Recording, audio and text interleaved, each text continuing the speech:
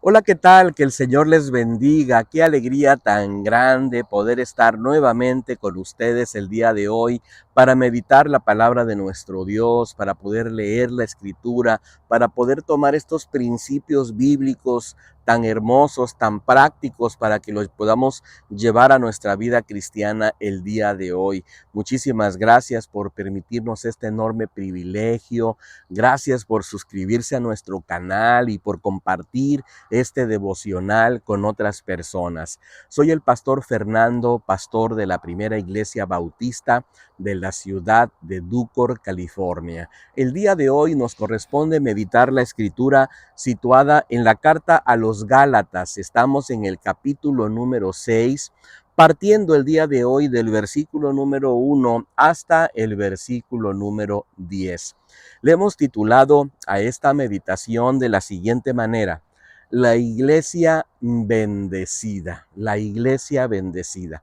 Y es que cuando Pablo está escribiéndole a los Gálatas, está dando algunos consejos, está tratando de dar cierta guianza, cierta dirección para que la iglesia de los Gálatas de alguna manera sea una iglesia bendecida. Y sabes, creo que tú y yo también debemos realmente aprender estos consejos y llevarlos en práctica a nuestra vida, para que también nosotros de alguna forma seamos parte de esta hermosa iglesia, la iglesia de Cristo. Sabes, en medio de nuestro caminar cristiano, probablemente vamos a pasar por momentos de incertidumbre, por momentos de dificultad, incluso por momentos de tentaciones, donde probablemente vamos a mostrarnos vulnerables y podemos caer y podemos resbalar y podemos fallar, y entonces vamos a necesitar personas que amen al Señor y que de alguna manera nos puedan ayudar para poder ser restaurados, para poder seguir adelante.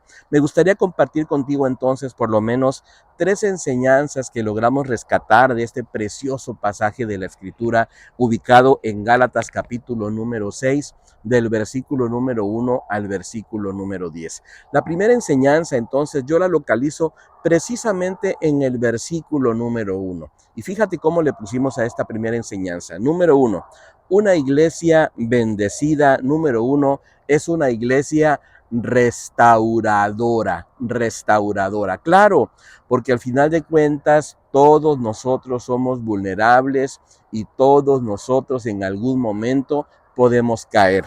Fíjate cómo dice la escritura en el versículo número 1. Dice: hermanos, si alguno es sorprendido en alguna falta, vosotros que sois espirituales, restauradlo con espíritu de mansedumbre, considerándote a ti mismo, no sea que tú también seas tentado. Sabes, me llama tanto la atención este versículo número 1, porque Pablo de alguna forma está dando las indicaciones para en el momento en que alguna persona falle, alguna persona haya fallado en su vida cristiana y haya caído quizás en alguna situación determinada. Aquí el apóstol Pablo está mostrando esta gracia, este amor restaurador, y creo que al final de cuentas nosotros deberíamos de reconocer esta situación. Me gusta cuando dice aquí el versículo número 1 en la parte final, cuando dice: considerándote a ti mismo. ¿Sabe por qué, hermanos? Porque nosotros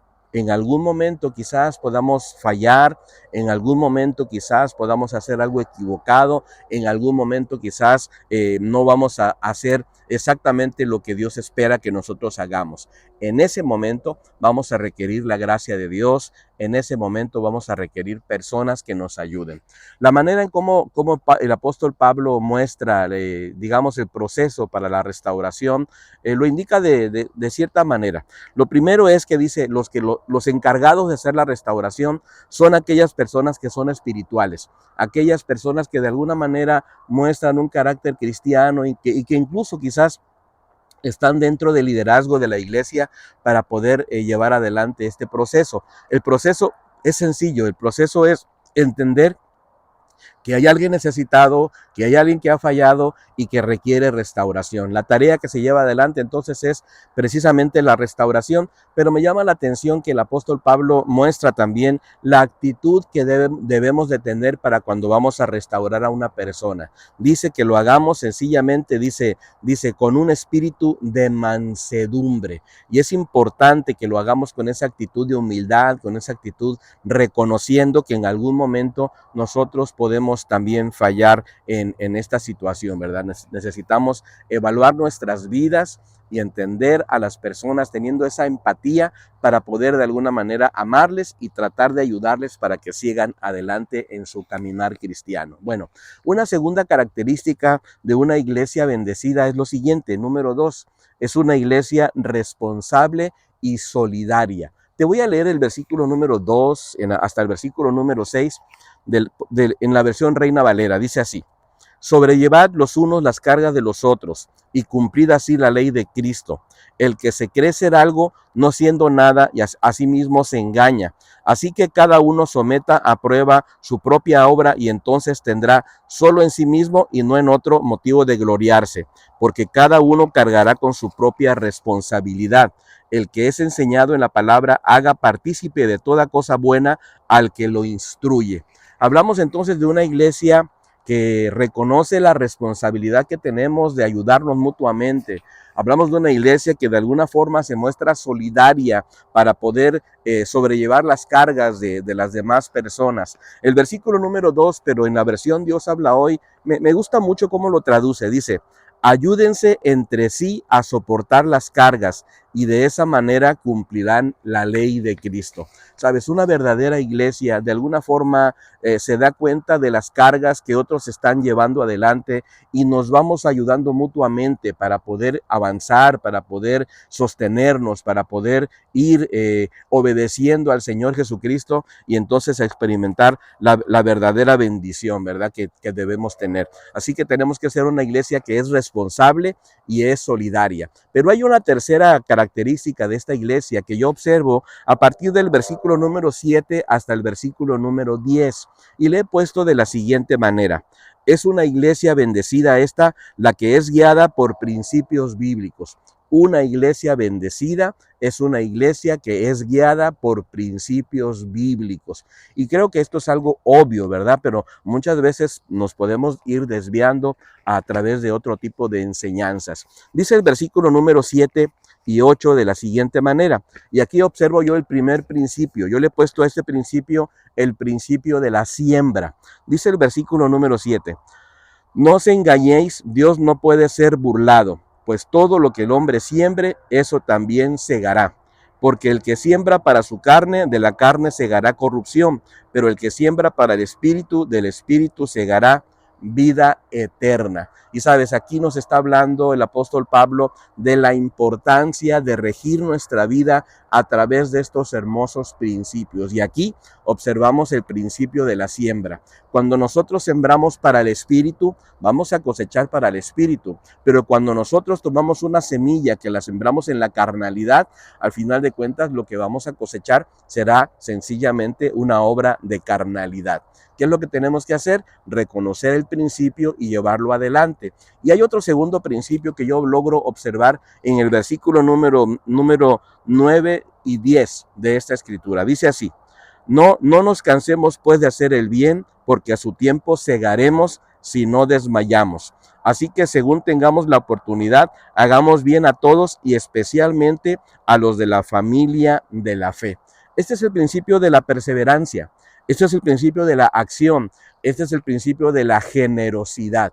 De alguna forma nosotros debemos reconocer que cuando sentimos que como que nos vamos cansando, como que ya no queremos seguir adelante, recordemos este versículo número 9 que nos dice: no nos cansemos pues de hacer el bien, porque a su tiempo segaremos si no desmayamos. Tenemos que seguir adelante y tenemos que sembrar y tenemos que vivir de una manera generosa y tenemos que tratar de ser esta iglesia que cuando veamos a una persona necesitada porque se ha caído, porque ha fracasado, porque de alguna manera el enemigo quizás ha tocado su vida, no hagamos todo lo contrario de no ayudarle, sino más bien levantemos la mano, extendamos la mano, Ayudemos para que se levante, oremos por la persona para que entonces esta persona pueda ser reintegrada nuevamente al cuerpo de Cristo y pueda seguir avanzando en fe, en esperanza, comprendiendo y entendiendo que somos parte de la familia de Dios.